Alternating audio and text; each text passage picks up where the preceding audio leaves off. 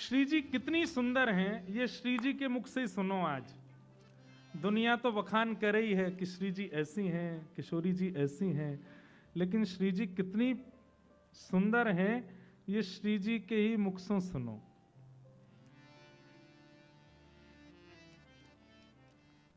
आहा, प्यारी जो के सहज अटपटे बोलनी, प्यारी जो की सहज अटपटे। लीला सुनो भयो कहा। ठाकुर जी पूरे दिना तो ऐसे ही डोले, लेकिन जब श्री जी से मिलवे को समय आवे तब ठाकुर जी अत्यंत सुंदर बन के जामे। आपको पता है, जितने भी लोग सेवा करें अपने घर में ठाकुर जी की, बहुत ध्यान से सुनियो, रात्रि में ठाकुर जी को श्रृंगार जब आप बढ़ाओ तो श्रृंगार बढ़ाकर श्रृंगार पेटी में मत रखो, श्रृंगार बढ़ा के शेष सैया के पास ही रखो। क्यों? रात में बाजेंगे, रात में जाएंगे लीला में, रास करवे जाएंगे, श्री जी बुला ले, कभी भी बुला ले। अगर कहीं आपने श्रृंगार पेटिका में धर दियो तो ठाकुर जी को ऐसे ही जानो पड़ेगा, और ऐसे ही बिना श्रृंगार के गए तो किशोरी जी खूब सुनामे फिर। तो ये हमारे वृंदावन की सेवा प्रणाली में श्रृंगार उतार के ठाकुर जी की शेष सैया के पास ही रखो। बोले क्यों? बोले कहीं रात्रि में श्री जी को याद आ गई और ठाकुर जी को जानो पड़ो तो अपना श्रृंगार खुद ही करके चले जाएंगे। अब ये मंच से बताने वाली बात नहीं है, लेकिन आपका विश्वास दृढ़ हो जाए इसलिए कह दूं। अनेक बार ऐसा दर्शन हमने किया। रात्रि में लाल जी की 2 माइल का श्रृंगार में आरती करी थी और सवेरे 3 माइल मिलती हैं। क्यों? ठाकुर जी जल्दी जल्दी पहन के गए, रास बिहार करके आके जैसे ही पौड़े तो सब उतार दी, 1 माला एक्स्ट्रा रह गई। सवेरे हमको वो 3 माइल दिखती हैं, तो फिर मन में सुख हो गया, लाल जी रात में रास बिहार करवे गए। तो कभी भी ठाकुर जी को श्रृंगार जब बढ़ाओ रात्रि में शयन के समय, वस्त्र आभूषण उस शयन सैया के पास ही रखो। कहीं रात्रि में ठाकुर जी को जानो पड़ो तो अपना श्रृंगार खुद कर लेंगे। तो आज ठाकुर जी श्री जी से मिलवे गए हैं और एक नील मणि गले में धारण करके गए, और भाव तो ये है तो कि भैया या मणि को देख करके श्री जी बड़ी प्रसन्न रह जाएंगी। क्योंकि ठाकुर जी जब भी आमे श्री जी पहले नख से सिक तक पहले दर्शन करें उनको कैसे लग रहे हैं आज, और ठाकुर जी श्री जी को करें। ठाकुर जी जैसे ही आए, आकर के किशोरी जी के सामने बैठे, किशोरी जी एक एक अंग को दर्शन कर रही हैं, लेकिन जैसे ही आज वक्ष पर धारण भईवा नीलमणि को दर्शन कियो,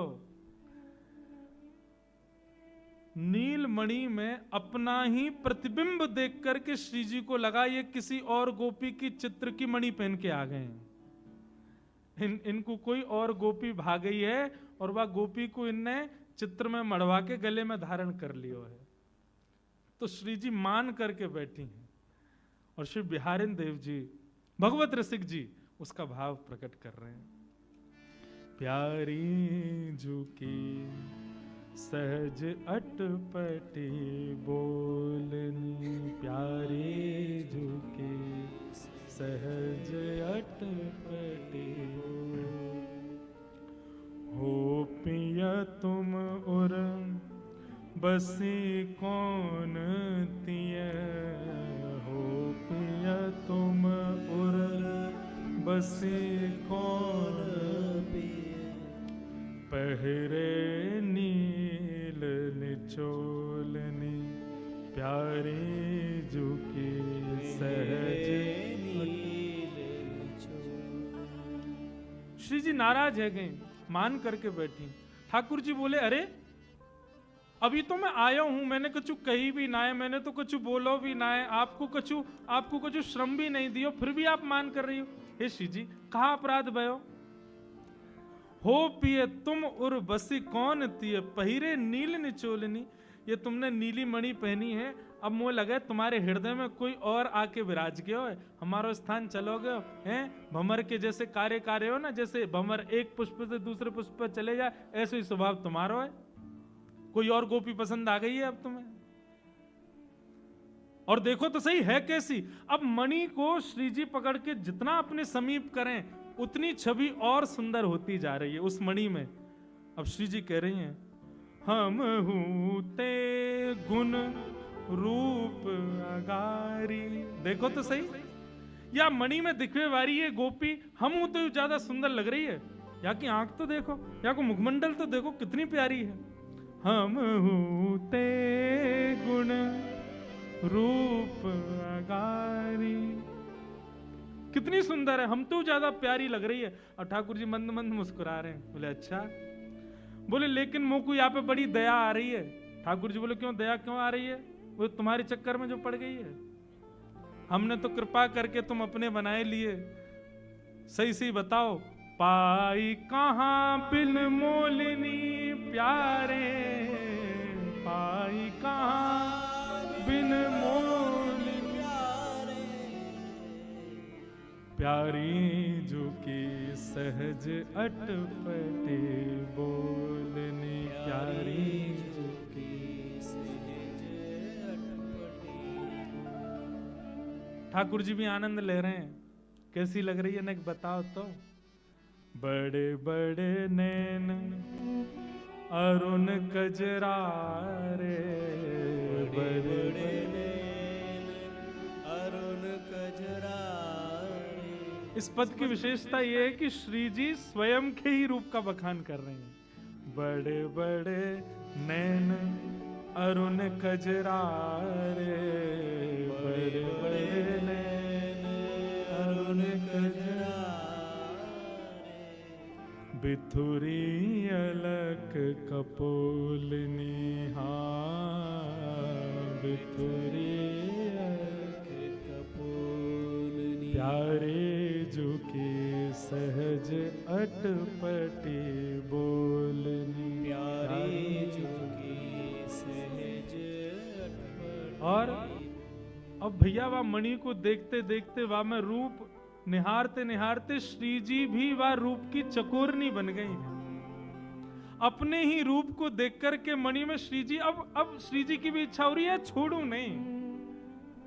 श्याम सुंदर आनंदित हो रहे हैं और श्री जी कह रही हैं, अरे नैन तो देखो या के कैसे काजर लगाया, बड़े बड़े नैनन में भी काजर, और वाक्य बाद भी देखियो, अम जल बूंद मनोहर मुख पर, अम जल बूंद मनोहर मुख पर, अम जल बूंद मनोहर मुख पर, अम जल मनोहर मुख पर। लसत उरज नक छोलनी प्यारी, लसत उरज नख छोलनी प्यारी, जो की सहज अटपटे बोलनी प्यारी, जो की सहज अटपटे बोलनी। और श्री जी और गौर से देखवे के काजे वह मणि को खींच के और अपने समीप करें, और ज्यों ज्यों वह मणि के रूप को समीप करें त्यों त्यों श्री जी और ज्यादा आसक्त व रूप में होती जा रही हैं। उमगी उमगी सन्मुख आवत, उमगी उमगी सन्मुख आवत, मन भावत करत किलोलनी प्यारी, मन भावत करत किलोलनी प्यारी, प्यारी जो की अटपट बोलनी प्यारी, जो की सहज अटपट रति के चिन्ह देखियत अंग अंग, रति के चिन्ह देखिए अंग, रंजित अधर तमोलनी प्यारी, रंजित अधर तमोलनी प्यारी। बंधुओं, रति के चिन्ह क्या है? हमारे ब्रज के रसिक जन कहते हैं ये रति यानी आसक्ति, और किसके प्रति आसक्ति? श्री कृष्ण के प्रति आसक्ति। किशोरी जी ने पहले काजर देखो है, फिर नेत्र देखे हैं, फिर श्रृंगार देखो है, फिर सौंदर्य देखो है, और देखते देखते किशोरी जी अपने ही मुख के प्रतिबिंब में कृष्ण प्रेम की उत्कंठा भी देख रही हैं। और श्री जी को ये मन में भाव ये संकुचित नहीं कर रहा कि हमसे ज्यादा सुंदर है या हमसे ज्यादा या को रूप बढ़िया है। श्री जी को इस बात का दुख है कि या के रति के चिन्ह हमसे भी ज्यादा कृष्ण उत्सुकता को प्रकट कर रहे हैं। कहीं ऐसा तो ना ये हमसे बड़ी आपकी पिपासु। भगवद रसिक कहो तुम साची, भगवद रसिक कहो तुम साची, नाही करो अनबोलनी, हाँ नाही करो अनबोलनी, प्यारे झुके सहज अटपटे बोलनी, प्यारे झुके सहज अटपटे। ठाकुर जी के हाथ पकड़ लिए, पहले तो मान कियो, अब किशोरी जी रुदन करने लगी। ठाकुर जी बोले आपके अश्रुबिंद क्यों प्रकट है रहे? बोले क्योंकि हमें कोई बात को गुमान नहीं है, लेकिन एक बात को है कि हमसे ज्यादा आपको स्नेह कोई और ना दे सके। लेकिन ये मणि में दिखे वाली गोपी की रति के चिन्ह देख के ऐसा लगे ये हमसे ज्यादा आपसे स्नेह करे। हमको यह बात से बहुत कष्ट है रो श्याम सुंदर। ठाकुर जी बोले हे श्यामाजू ने ललिता को बुलाइए। बोले वाकू बीच में क्यों बुला रहे? बोले बुलाओ तो। अच्छा वो जाने या गोपी को? बोले हाँ वो जाने, बुलाओ। ललिता आई, ललिता आके बैठी। आज्ञा करें स्वामिनी जी, स्वामी जी। कहा आज्ञा है? बोले आज श्री जी मान करके बैठी, देखो आंखन ते आंसू और गिर रहे हैं। बोले अरे श्री जी इतना श्रमित कियो, बताइयो नंद के लाला ने कहा कियो? बोले यार नंद के लाला ने एक मणि पहनी हो, वहां मणि में एक गोपी बैठी है, वो गोपी इनकी नई नई प्रेयसी बनी है। वाकू देख करके मुंह को बहुत संकोच है रो, मुंह को बहुत कष्ट है रो। ललिता बोली लाओ मुंह तो दिखाओ। ठाकुर जी कुछ नहीं बोल रहे हैं। ललिता ने जैसी मणि देखी तो ललिता का प्रतिबिंब प्रकट हो गया। बोले अरे ये तो मेरा ही मुख है। किशोर जी बोले अच्छा ये ललिता है कब में? ठाकुर जी बोले श्री जी गौर से निहारो, आप जितनी देर से जा गोपी की उपमा बता रही हो वो कोई और नहीं आप ही हो। आप अपने ही उपमा को बखान कर रही हो। प्यारे जो के सहज अटपटे। अब इस भाव में भगवत रसिक जी ने किशोरी जी का कृष्ण प्रेम सब बात अपनी तरफ है, उनका सौंदर्य आदि सब कुछ है, लेकिन हमारी श्यामा जो कितनी भोरी हैं, वो प्रतिबिंब में भी स्वयं को देख करके सोच रही हैं कृष्ण के हृदय पे धारण मणि है तो कहीं कोई और तो नहीं, कितनी भोरी हैं। ऐसी हमारी श्यामा जो हैं। ऐसे श्यामा श्याम के चरण कमलन में बारंबार प्रणाम करें और आज के मंगल भाव को यहीं विश्राम दें।